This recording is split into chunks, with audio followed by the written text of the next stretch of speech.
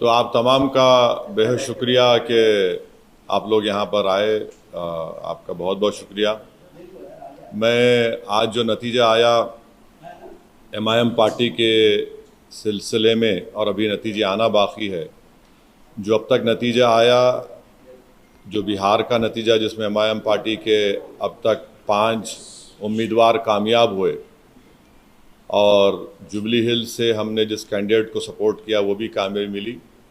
मैं सबसे पहले अल्लाह सुब्हाना व तआला का शुक्र अदा करता हूँ कि उन्होंने अपने फ़ज़ल और करम से हमारे इस फ़ैसले को अल्लाह ने कामयाबी दी, अल्लाह ने अब रहम कर दिया। मैं बिहार की आवाम का भी शुक्रगुज़ार हूँ कि उन्होंने एमआईएम पार्टी के तमाम कैंडिडेट्स को उन्होंने वोट दिया, अपनी मोहब्बतों से नवाजा। मैं शुक्रगुज़ार हूँ उन 5 असम्बली कॉन्स्टिट्यूंसीज़ के तमाम राय दहिंदगान का, ज़िम्मेदारों का, मजलिस पार्टी के तमाम मेंबर्स का, जिन्होंने जनाब अख्तर उल ईमान साहब को कामयाब किया। अमूर से हमारे ग़ुलाम सरवर साहब को बैसी से कामयाब किया, सरवर आलम को कोचादामन से कामयाब किया, तौसीफ़ आलम को बहादुरगंज से कामयाब किया, और मुर्शिद आलम को जोकीहाट से। और मैं साथ ही साथ शुक्रिया अदा करना चाहूँगा हमारे बिहार रियासत के सदर जनाब अख्तर उल ईमान साहब का, आफ्ताब साहब का, आदिल हसन साहब का, और तमाम वहाँ के मजलिस के ज़िम्मेदारों का, कि उनकी बड़ी मेहनत कोशिशें रहीं कि हम इस 5 सीट पर कामयाबी हासिल कर पाए, और बहुत से मुकामात पर हमको एक बड़ी तादाद में वोट भी मिले। मैं शुक्रिया अदा करना चाहूँगा जनाब इम्तियाज़ जलील साहब का, मुफ्ती इस्माइल क़ासमी साहब का जो रुकन असम्बली मालेगांव हैं, और महाराष्ट्र से जो तमाम मजलिस के ज़िम्मेदार आए, दिल्ली से आए, उनका शुक्रिया अदा करता हूँ। हैदराबाद से अहमद बलाला साहब गए और वो ज़िम्मेदार थे अमूर विधानसभा के लिए, और जनाब माजिद हुसैन साहब का ख़ास तौर से जो तौसीफ़ आलम साहब की विधानसभा बहादुरगंज में मेहनत किए, और तमाम मजलिस के अरकान बल्दिया का जो बंगाल से भी आए, झारखंड से भी आए। बहरहाल एक कलेक्टिव इज्तिमाई कोशिश थी, और मैं सीमांचल की जनता का शुक्रिया अदा करूँगा। ख़ास तौर से उन्होंने मजलिस इत्तेहादुल मुस्लिमीन को अपनाया, उसको अपनी आवाज़ बनाया, और हमको उम्मीद है कि इंशाअल्लाह ताला ये जो फ़ैसला आया है, जहाँ से अब तक हमारे 5 मेंबर्स रुकन असम्बली और एमएलए बने, इंशाअल्लाह वो सीमांचल की इंसाफ के लिए लड़ाई लड़ेंगे, वहाँ पर डेवलपमेंट का काम करवाएंगे। और साथ ही साथ मैं जो नतीजा बिहार में आया है वो एक अवामी नतीजा है, हम उसको कबूल करते और हम मुबारकबाद देते हैं, और अपनी नेक तमन्नाओं का इजहार करते हैं मौजूदा वज़ीर आला जनाब नीतीश कुमार साहब का। और हमारी पार्टी की तरफ से ये कोशिश होगी कि बिहार और सीमांचल में विकास हो, सीमांचल में भी बहार आए, सीमांचल में भी बच्चों की मौत ना हो, सीमांचल के महिलाओं के लिए, वहाँ के बच्चों के लिए स्कूल, अस्पताल, पुल, ब्रिज बने, इंडस्ट्रीज़ आए वहाँ पर। तो इस सिलसिले में हम उनको अपना पूरा ताउन पेश करेंगे। मैं शुक्रगुज़ार हूँ जुबली हिल्स की असम्बली कॉन्स्टिट्यूंसी के तमाम वोटर्स का, राय दहिंदगान का, कि उन्होंने जनाब नवीन यादव को अपने वोटों से कामयाब किया। यहाँ पर भी मैं हमारे मजलिस के दोनों एमएलसीज़ का, जनाब रहमत साहब का, रियाजुल हसन अफंदी का, जनाब कौसर साहब का, जनाब यासिर अरफात का, अनवर सादात का, फराज साहब का, और जानी मियाँ का, और ऐसे बेशुमार मजलिस के ज़िम्मेदारों का जो बड़ी मेहनत की, जस्तजू किए। और मुझे आज चीफ़ मिनिस्टर जनाब रेवंत रेड्डी साहब ने भी फ़ोन करके शुक्रिया अदा किया, मैंने उनको मुबारकबाद दी। और मैं समझता हूँ कि 2023 के असम्बली इंतखाबात के बाद ये एक बहुत बड़ी कामयाबी जो मिली है जुबली हिल से नवीन यादव को, इसमें बहुत बड़ा रोल सीएम की लीडरशिप रही, और ख़ास तौर से उनके मिनिस्टर्स मेहनत किए। और मैं ज़िक्र करना चाहूँगा टेमरिस के चेयरमैन का, कि उन्होंने बड़ा अच्छा कोऑर्डिनेशन किया। उनको भी मुबारकबाद। और अभी एक बलरामपुर एक कॉन्स्टिट्यूंसी है सीमांचल में, बिहार में, वहाँ पर अभी आज से अभी आधा घंटा पहले जनाब आदिल हसन साहब से मेरी बातचीत हुई थी, क्योंकि 4 EVMs ख़राब हैं। उन्होंने जो कहा कह रहा हूँ, तो VVPAT से काउंटिंग करना चाह रहे हैं और आदिल हसन 700 वोट से पीछे हैं अभी। और वो जो काउंटिंग होगी, हमें यकीन है कि इबादपुर एक इलाक़ा है जो बड़ा स्ट्रॉन्ग होल्ड है मजलिस का, तो मुझे उम्मीद है कि अगर वो हो जाएगा तो इंशाअल्लाह आदिल हसन को भी कामयाबी मिलेगी। अल्लाह से हमारी दुआ है कि अल्लाह उनको कामयाब कर दे ताकि मजलिस के एक और MLA में इजाफ़ा हो सके, मगर अभी तक कोई ख़तई तौर पर इंफॉर्मेशन मेरे पास नहीं आई है। जो लास्ट मेरी बातचीत आदिल हसन साहब से हुई थी, बाहर निकले थे, तो उन्होंने मुझसे किसी के फ़ोन पर ये कहा है, तो अब देखना ये है कि वो कब मुकम्मल होगी, उसका क्या नतीजा आएगा। मगर बलरामपुर से बहुत अच्छे वोट हसनैन साहब ने लिया है, और मगर उनको कामयाबी नहीं मिली। अरारिया से भी अच्छे वोट हमको मिले हैं मुख्तलिफ़ मकामात से। तो हमारी कोशिश है कि इसको और हमारी पार्टी को मजबूत किया जाए, और मैं फिर से बिहार की आवाम का शुक्रगुज़ार हूँ। और ख़ास तौर से मैं पहले से कह रहा था कि RJD BJP को नहीं रोक पाएगी। आप मेरे स्पीचेस उठाकर देख लीजिए, मैंने ये बात कही थी। मैं बार बार आज भी बिहार के उन लोगों से अपील कर रहा हूँ जो इस गलतफहमी का शिकार हैं MY कॉम्बिनेशन के ऊपर। मैं पहले भी कहा, असम्बली इलेक्शन के दौरान भी कहा, और आज भी कह रहा हूँ, आप सिर्फ वोट डालने वाले बनकर रहेंगे, आप वोट लेने वाला बनिए। इससे 2 फ़ायदा होगा, आपकी लीडरशिप बनेगी और आपके ज़रिए से आप कम्युनल और फाशिस्ट फोर्सेस को रोक पाएंगे। तो ये मुझे अपने ख़यालात का इजहार करना था। अगर आपके पास कोई सवालात हैं तो ज़रूर मैं उन सवालात का जवाब दूंगा। अगर आप 1 to 1 करना चाह रहे तो आप सवालात कम करिए, क्योंकि मैं 1 2 3 4 5 6 तो 22 माशाल्लाह से है, और फिर हमारे हैदराबाद के लोकल न्यूज़ चैनल्स भी हैं। तो इसलिए अब आपके ऊपर है, मैं तो बैठने तैयार हूँ। सिर्फ दुआ कर रहा हूँ कि आदिल हसन को भी अल्लाह बलरामपुर से कामयाबी दे दे। सर, हैदराबाद के जुबली इलाके में PRS और BJP ने हमला इस्तेमाल किया, शक्ति लोगों ने उन्होंने टारगेट किया था, उसके बाद वहाँ पर कांग्रेस की कामयाबी हुई। क्या किया उन्होंने? PRS पार्टी और BJP के कई नेताओं ने शक्ति तौर पर जुबली कांग्रेस में आपको टारगेट किया था, आपकी पार्टी को टारगेट किया था, जो भी कांग्रेस को वोट डालेगा उसको MOU हो जाएगी, बहुत सारे मुद्दों पर उन्होंने बात की, उसके बाद तो उनकी कामयाबी हुई। अब उनसे पूछो, आप उनसे पूछना पड़ेगा कि इतना बोलने के बावजूद भी हर वार्ड में उनको शिकस्त हुई और BJP की ज़मानत ज़ब्त हो गई। अब तो लोगों को सोचना चाहिए कि जुबली हिल्स के अवाम ने जो फ़ैसला लिया है वो उसको कबूल करना चाहिए।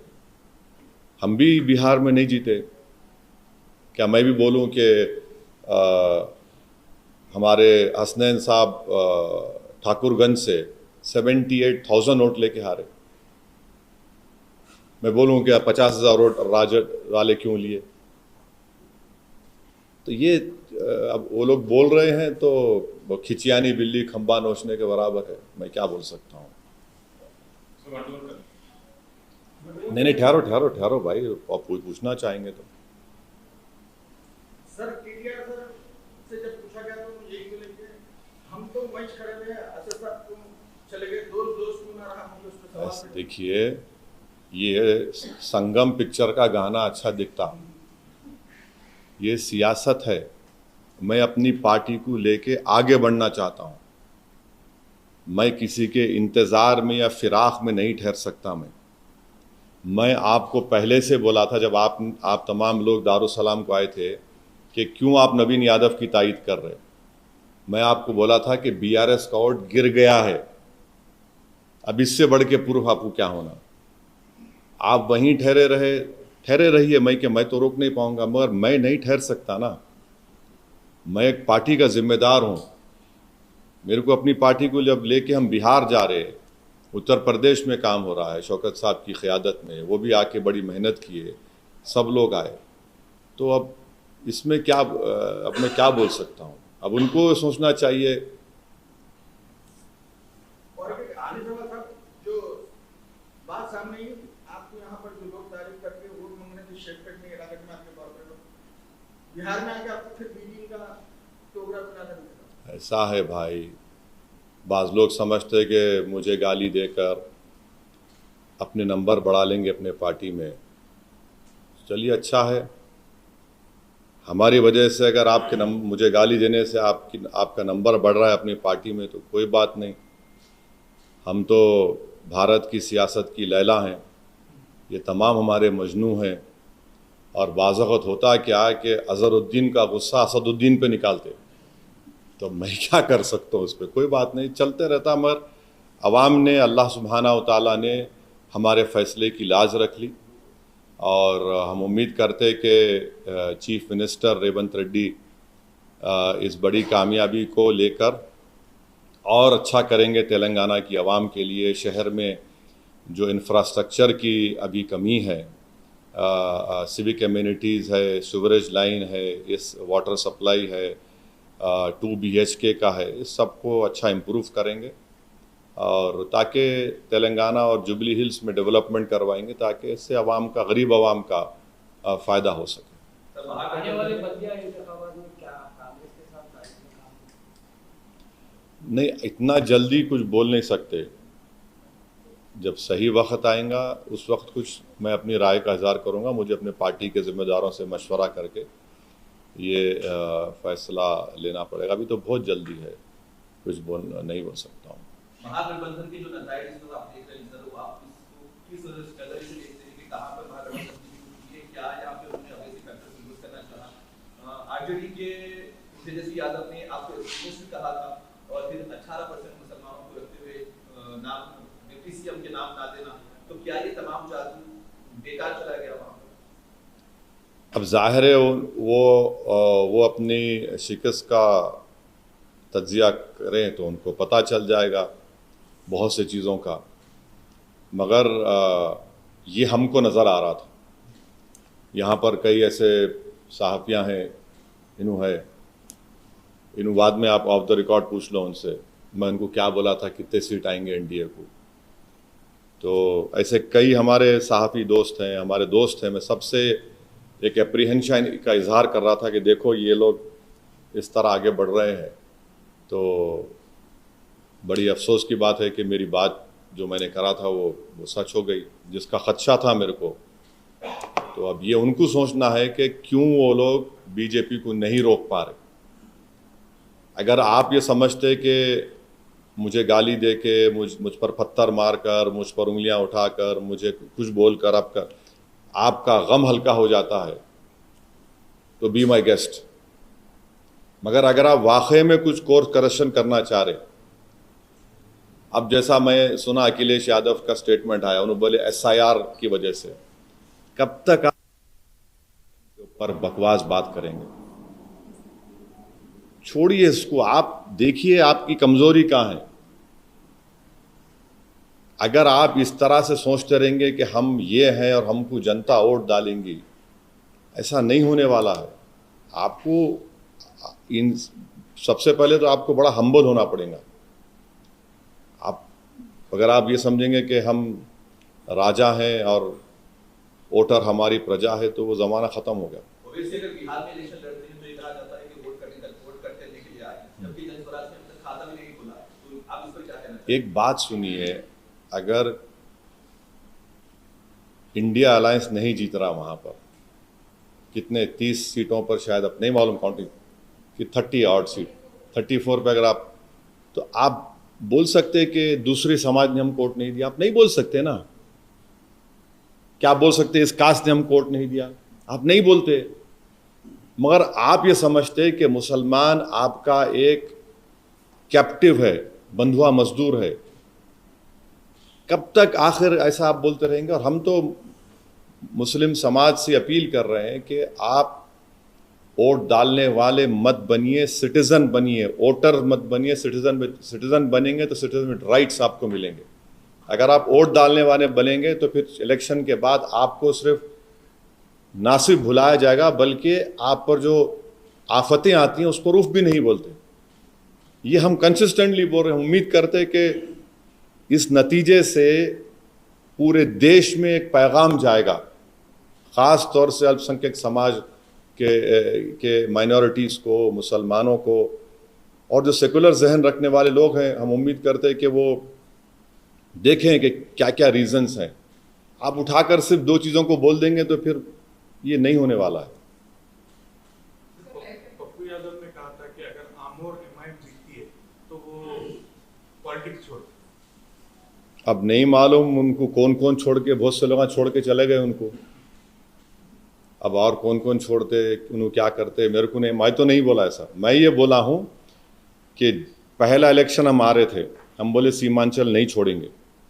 दूसरा जीते, हम 5 जीते, आप हमारे एमएलएस को तोड़े, हम जीते, हम तोड़े, हमने कहा नहीं छोड़ेंगे सीमांचल को। आज फिर हम कह रहे हैं, अल्लाह ने हमको कामयाबी दी, हम सीमांचल नहीं छोड़ेंगे। हम जहाँ पे जाते छोड़ते नहीं, वहाँ मेहनत करते। हम इस तरह के दावे नहीं करते। अब जो इस तरह के दावे किए हैं, अब ये सवाल उनसे पूछना आप पर वाजिब है। सर, एनडीए की जो नतज है, अगर गिरिराज सिंह का जो पहला वाला बयान है उसको जोड़ दिया जाए कि मुसलमान नमक खराब होते हैं, वोट नहीं देते हैं, तो क्या आज मुसलमानों ने एनडीए को वोट नहीं दिया हो? अख्तर अली खान के खिलाफ सबा जफर खड़े थे, सबा जफर खड़े थे ना, वो नहीं जीत पाए, मगर वोट मिला उनको। तो अब सबा जफर से उनको पूछना चाहिए।